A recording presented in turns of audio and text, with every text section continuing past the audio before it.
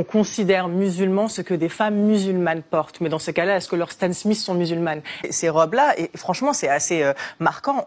Toutes les entreprises de fast fashion les vendent. Les entreprises de luxe les vendent aussi. Donc, c'est-à-dire comment on va décider quand on interdit ou pas une robe longue? Et vous imaginez le débat interminable dans lequel on se lance pour le corps des femmes. Les femmes luttent dans tous les pays du monde pour on arrête de leur imposer quoi porter et quoi enlever. Nous sommes dans un pays laïque et on répète les trois principes de la laïcité. C'est la liberté de conscience, donc de croire et de ne pas croire. Le deuxième principe fondamental, c'est le fait que l'État n'intervienne pas dans le religieux. Et là, on a un cas qui est extrêmement dangereux, c'est-à-dire que c'est l'État, c'est le gouvernement qui dit là, on a un vêtement religieux.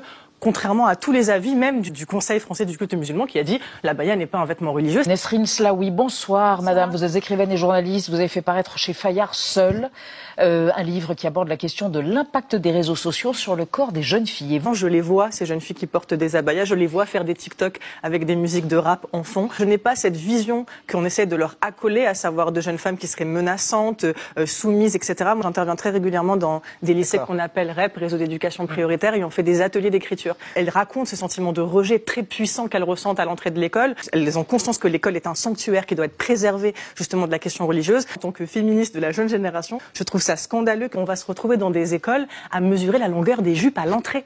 Et on sait très bien dans quel type d'établissement. Ça ne va pas être dans le 17e, ça ne va pas être dans les écoles privées.